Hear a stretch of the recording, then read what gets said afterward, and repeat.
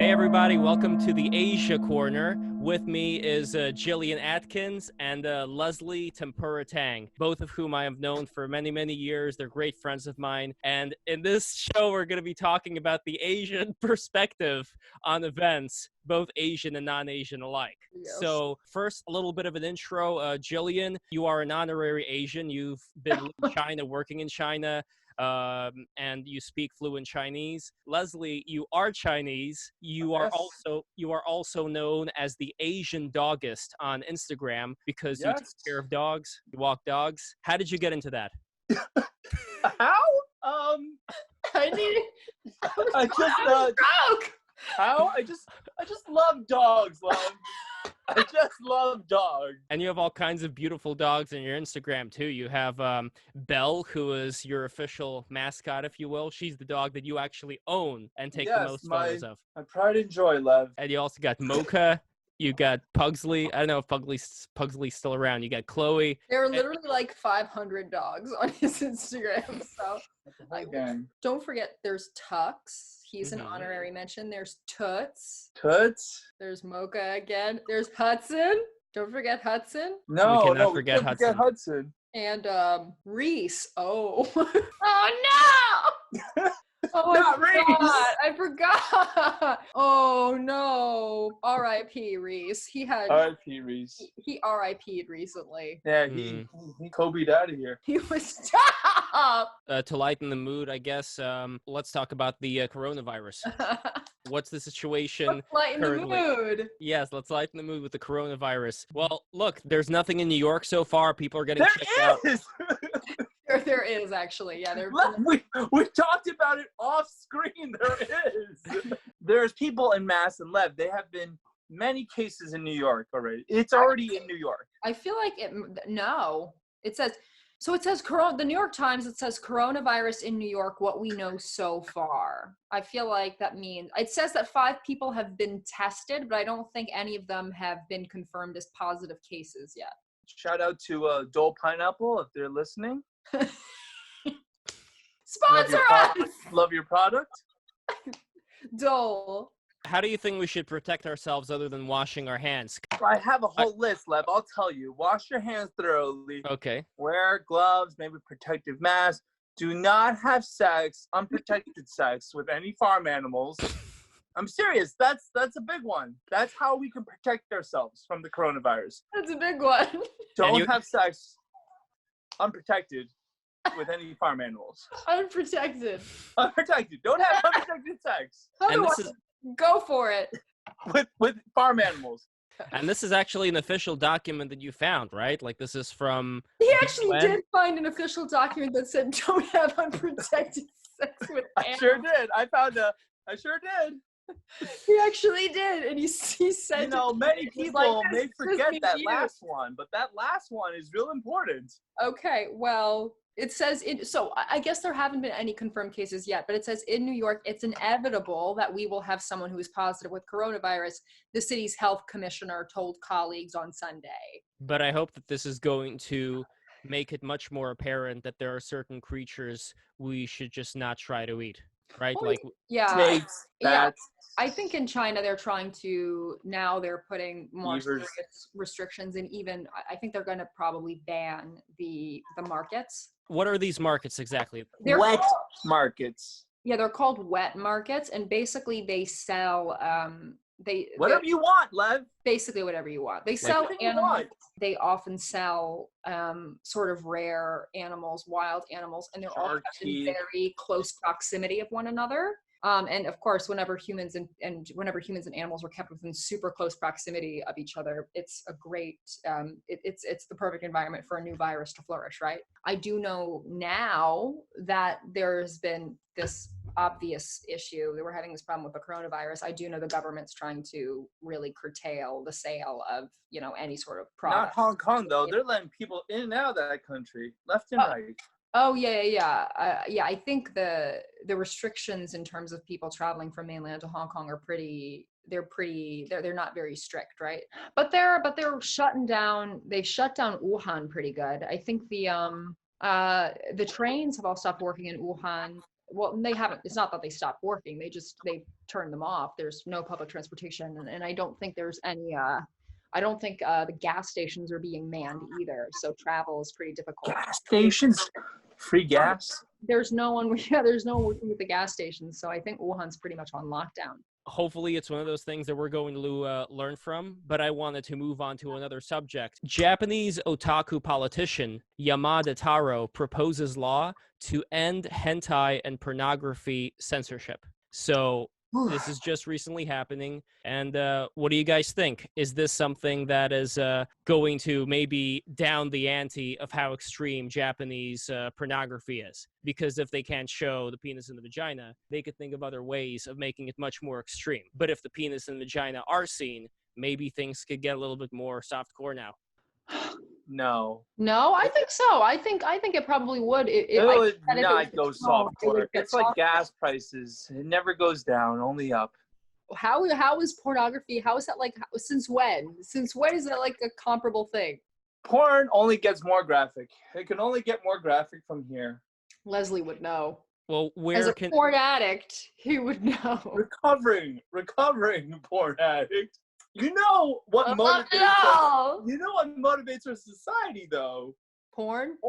You know I was how joking. you know how Blu-rays were invented? I'm serious. Blu-rays were invented because of pornography. Pornography perpetuates our media. Porn helps us create new technologies and new innovations. So thank you for porn. We have 4K HD Blu-rays because of porn.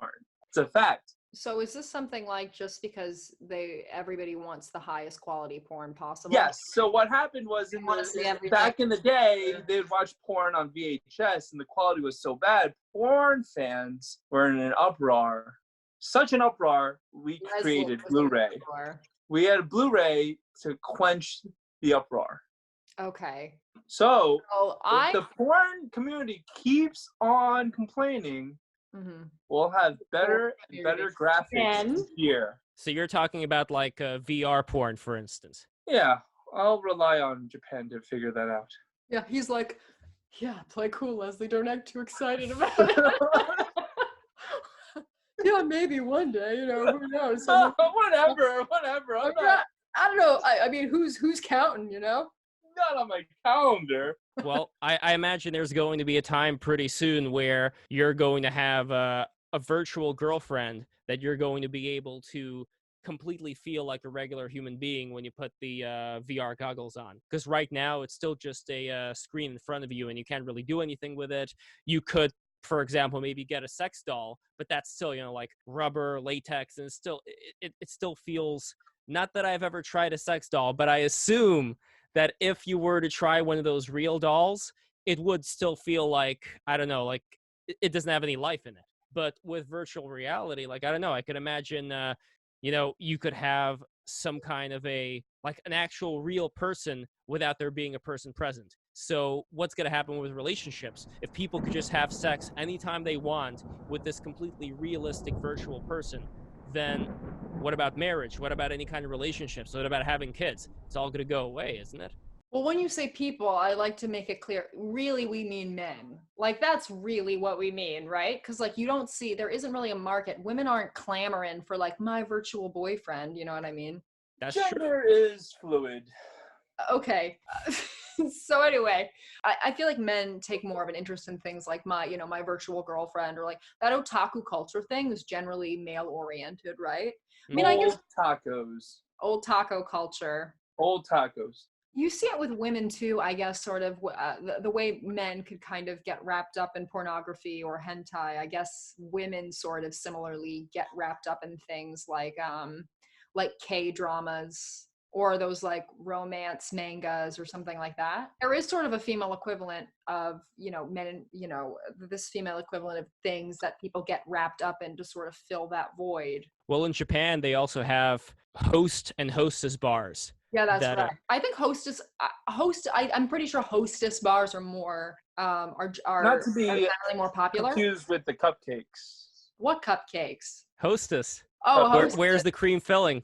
Where's it? Oh, that gives a whole new meaning to that. Exactly, it does. As far as women go, it's a good question. If women are not that into this whole virtual sex relationship thing, then what are most women going to do? If there aren't going to be that many guys who are going to want to be in the dating game anymore, if they just download. I don't know. I don't think it's going to be like all men. I don't think it's going to be, I mean, of course, I think there are going to be a certain percentage of men that are definitely into it and decide to completely opt out, right? Like if we're looking at people like men going their own way, right? Like MGTOW or in The question is, how much are these virtual reality goggles?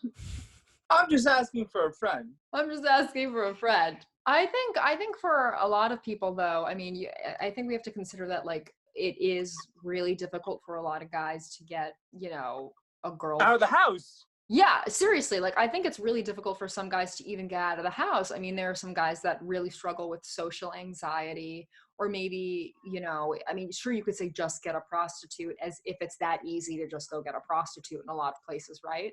Mm-hmm. Pretty easy. Sure, but not everyone's in Thailand, Leslie. Okay. So I think for a lot of people, it might be in Amsterdam. It's unionized. That's true. It is unionized in Amsterdam. But for those who don't live in Amsterdam, I don't know. I think I remember seeing a video on a guy who I think he was somewhere on the autism spectrum, and he had a real doll. And he said it was really good for him because he said, it's not like I don't want a girlfriend. I would really like to have a girlfriend. I'm not really socially capable of meeting women or keeping them around. So I think, So I think you brought up a good point. See, it's keeping them around. Ew. That's the hard part. How do you get him to stay? There's people like Joseph Fritzl. You guys know Joseph Fritzl? Yeah, remember, Leslie, that was the guy that like he locked his daughter in a basement for like 20 years. Well, he raised this family in the basement for years, just and living. His wife never knew. He just basically told his wife, "Oh, Elizabeth ran away." For 20 where was years. She was in the basement? No, he hid her in the basement and basically built like this weird little labyrinth for her to live in, and she just so the wife didn't know that the daughter lived in the basement. No, she was a prisoner. And she's always like, "What is that radio noise on the bottom of?"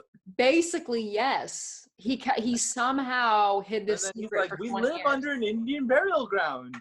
Yeah, he hid this secret for 20 years. Oh, that noise? That's just, the pipes, the radiator. That's just, the pipes. The thing that sounds like a woman moaning and screaming and crying for help, that's just the pipes. That's just the pipes. That guy's out of his mind, right? I mean, I'm not sure a real doll would have helped that guy. I think that guy was just like absolutely out of his mind.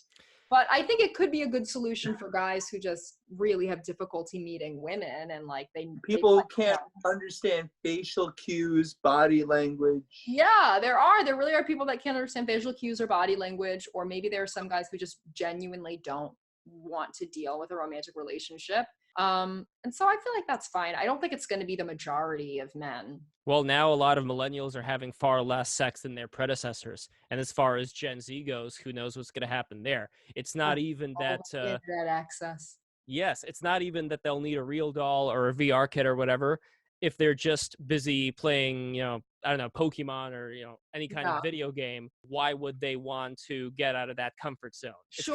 It's kind of like the idea, like the more of these creature comforts we have, the less we want to try to fight against something, because why? We live in this enclosed environment. We can order food anytime we want. Yeah. We don't need the sunshine. We have this screen here that's providing enough brightness for the entire day, and we're constantly interacting with people, just who share the same interests we do, but we never get out of that. So I don't know, like, do you guys have predictions for the future, not just in terms of sex, but just in terms of how people are going to change? Like they had an article where they talked about how even the body of people will change over time who are constantly behind the computer. How things will change? Yeah, I know how the future is going to be. These youngsters, these young people, they will not remember World War II. Nazi officers are dying. The last of the Auschwitz survivors are dying. He's trying to remind us that yesterday was the 75th anniversary. No, but it's a serious topic, though. These survivors with their stories are dropping like flies. I mean, that is pretty crazy. Like, there's like 2 Auschwitz survivors left. Yeah. Wow. Imagine if you're the last Auschwitz survivor. Well, Joseph Fritzl blamed the Nazis for his twisted sense of morality. Did he? How's that? Was he a Nazi? I believe he was part of the Hitler Youth. Oh my goodness. See, do you see it all comes back around full circle? We were talking about one thing and it relates to another thing. Wow, I didn't know that. Your affection for swastikas. What? Whose affection for swastikas? What are you talking about? I mean, just being crazy. That's how it starts. Your An love affection for swastikas? Yeah. I wasn't aware that was in the DSM. Well, originally it started out back in Germany where it was mostly a lot of students. Like today we talk about the social justice warriors in colleges. Yeah. Well, back then in the 1920s during the Weimar Republic, a lot of student movements were the first ones to become like these proto-Nazis. Their professors were even letting them skip class so they could go on all these rallies and student activities related to creating this very prosperous Germany. And it was full of romanticism too, like the music of Wagner, which I love. I think Wagner's a genius composer. But well, who do you like more? Who's your favorite classical composer? I'm like, who's that guy behind you? That guy, who's that? Oh, that's Karl Popper. He's a philosopher. He's not a composer. Oh no, dang. Yeah, better luck next time. Like, I don't know, like Elvis, he's cool. Okay. All right. Elvis is fine. But anyway, so in Germany, there was a clash between what you could call civilization and culture, where for the Germans, culture meant all of these very ancient traditional things of, brotherhood and a lot of sentimental things having to do with blonde Aryans in the forest, like in the misty German forest next to castles. Like that's more of the culture. Civilization, yes, exactly. Civilization would be more of the idea of technology and democracy and all these things that create the modern city-state, which a lot of the people at that time, especially after the Germans lost World War I, and they felt pretty shitty about everything, they wanted a return to what they saw as this ideal. The point that I'm getting to here is that a lot of these horrible things were inspired by romance, were inspired by creating the perfect society, which is why you cannot make the perfect out of the good. No, there's a thin line between love and hate. That's all, folks. Thanks for coming in. It starts off as love, your passion, your enthusiasm, but then next thing you know, you're creating mass genocide of a race. Yeah. No, that's true. And they were blaming Jewish people for a lot of this cosmopolitan things, and they were blaming them for socialism, even though in socialism, like in Russia, for example, even though a lot of intellectuals who happen to be Jewish started the whole process, in the end, they were expunged. Right. It's the kind of system that ends up losing a lot of the intellectuals that first created it, because those intellectuals are actually the ones who had a lot of heart in it. They were the ones who actually wanted to create a better society, but the monster that they end up creating ended up purging them along with anybody else who was noble or sentimental. And they only left behind the ass-kissers and the warlords. So people like Stalin, for instance, or people like Trotsky, they were people who, and Lenin as well, like they were people who, even though Lenin, I could say he was a pretty big idealist, he was also very ruthless with the way that he conducted himself. Destroy capitalism. Well, he wanted to destroy capitalism, but funny enough, he ended up instituting the new economic policy towards the end of his reign, where there was a teeny weeny bit of capitalism added into the Russian economy. Funny enough, he's trapped in a glass coffin. He is. Maybe he's still, back then, people thought that you can reach the point of scientific discovery where you can reanimate the dead. So when they put Stalin in a glass coffin, the idea was for him to one day awaken and become an immortal being. And destroy capitalism once again. Exactly. Stalin didn't even create mass genocide. Stalin's not even as bad as Hitler. Hitler tried to kill a whole race. What are you talking about? Stalin is even worse than Hitler, I'd argue. No, Stalin, he just moved them to Siberia. He just moved them. My great-grandfather was in a penal unit. You know what a penal unit is? This is in World War II. A penal unit consisted of people that were sent into those labor camps. They were marching in front. He was The in a Russian gulag? soldiers, he was in a gulag, yes. The Russian soldiers were in the back. They had their guns pointed towards the people in the penal unit. So the people in the penal unit acted like a human shield to the German Nazi soldiers during World War II, while the Russian soldiers were in the back with their guns pointed towards those penal unit soldiers.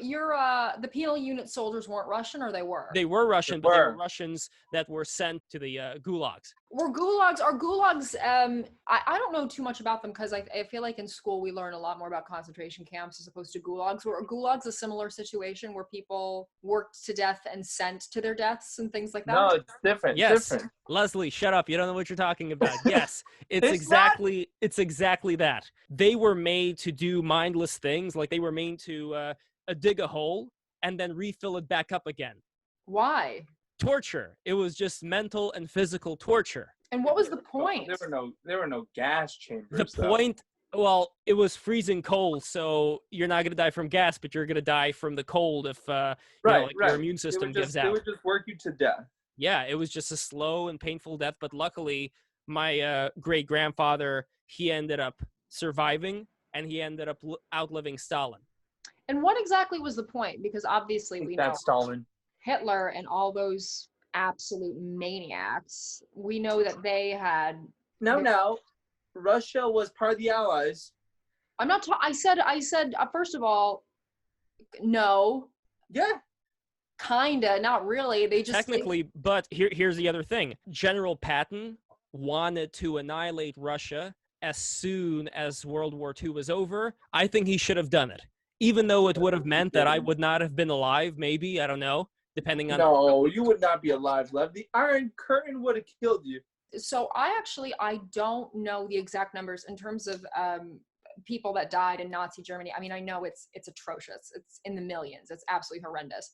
But I don't know how Russia compares to that. What are the death? I mean, obviously either way, it's absolutely terrible. But when comparing the numbers, what does it look like? Less. Because I know, what was it? It was something like was it 5 million Jews? And God, it's so terrible. I think it was around 6 million. God, but do you know how many Soviet citizens were put to death? No. 20 million. What? For what? Because I know, for the Germans, it was an ethnic purging, right? But what was the point? Funny enough about the ethnic purging is that Stalin was actually building concentration camps to house the Jews in right before he died. So he actually took a number out of Hitler's playbook. He was inspired by the guy, and that's... So he didn't like Jewish people either. This is the whole point that I think a lot of people end up missing, is that even though there were a lot of Jewish intellectuals who had this idea of socialism, communism, and wanted to enact it, a lot of them wanted there to be good in the world. They wanted to help people out, and a lot of them ended up getting, shot with their back against the wall. Getting the axe, yeah. Exactly, by the people who came after them. The reason why there were a lot of these mass killings in the Soviet Union was because everybody was under suspicion. If somebody, if you got a neighbor, police. Yes, exactly. It was a witch hunt. It was a paranoia thing. Exactly. Stalin wanted to eliminate anybody who was going to be a threat to him. And not just that even. Stalin wanted there to be a sense of paranoia, like you said, throughout the entire USSR, where people were so scared they didn't know if they were going to be next. So he literally had lists in front of him with names of occupations. So he would have this number of musicians, this number of architects, this number of carpenters, and he would just check, and that's how you got rid of certain portions of people, just to continue this threat level inside of people's heads. So they would constantly be on edge, and they would feel absolutely helpless, where there wouldn't be an idea of, oh, we can, get rid of this guy, we can start a protest. Everybody would just be constantly on edge. Hey, so, guess what time it is? What time is it, Leslie? Dog walker time.